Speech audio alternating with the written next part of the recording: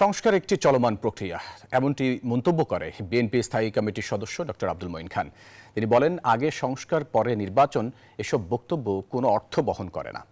জাতীয়তাবাদী ছাত্রদলের ৪৬তম প্রতিষ্ঠাবার্ষিকী উপলক্ষে রাজধানীর শেরে বাংলা নগরে জিয়াউর রহমানের সমাধিতে সংগঠনের নেতাকর্মীদের নিয়ে পুষ্পস্তবক অর্পণ করেন আব্দুল মঈন খান। পরে তিনি আরও বলেন, নতুন বছরে নতুন প্রজন্মের কাঁধে উঠবে দেশের দায়িত্ব।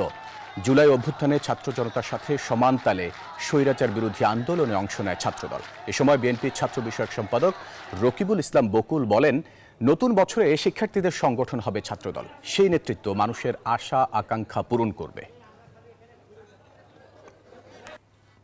এই দেশ কিন্তু নতুন প্রজন্মের দেশ। আমরা নতুন প্রজন্মের দিকে তাকিয়ে আছি। তারা এই দেশের নেতৃত্ব ভবিষ্যতে গ্রহণ করবে, এটা কিন্তু কারো বলে দেবার অপেক্ষা রাখে না।